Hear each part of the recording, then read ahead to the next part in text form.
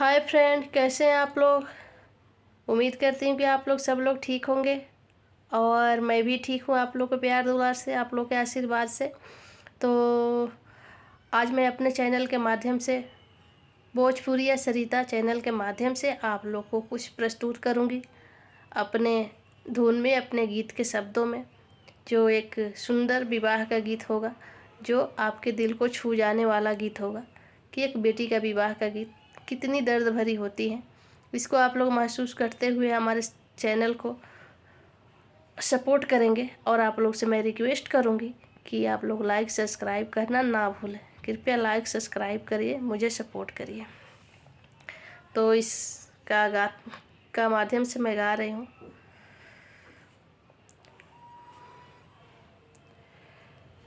कि बेरिया के बेरी तोह के बरी जिए बाबा, झझरे मड़ुआ जनी छाय, झझरे मड़ुआ जनी छाय, झझरे मड़ुआ सूरज ज्योति लागेला, गोरे बदन कुम्हिलाय, गोरे बदन कुम्हिलाय।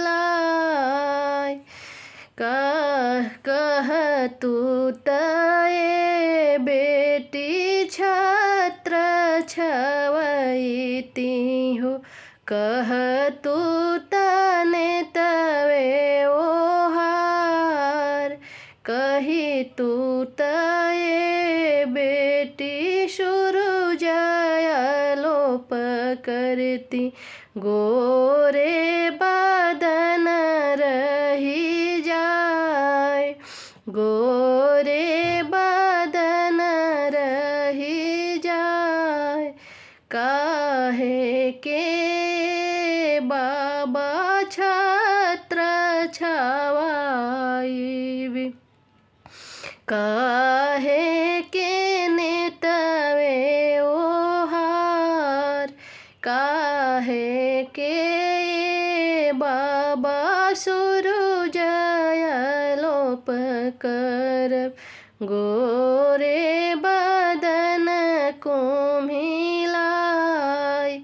आजू तबानी बाबा रउरी मड़ुआ हो, काल्हि सुंदर बरसात,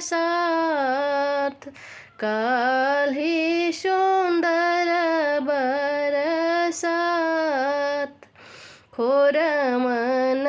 खोरवन बेटी के दूधावा पियमनी हो, दहिया की अवनी सारीदार, दहिया की अवनी सारीदार।